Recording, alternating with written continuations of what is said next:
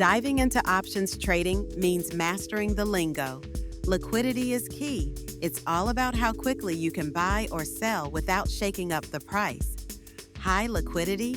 That's your ticket to swift trades. Then there's volume, which tells you how many contracts are moving. More volume often means more interest. In a bull market, prices rise and call options look appealing.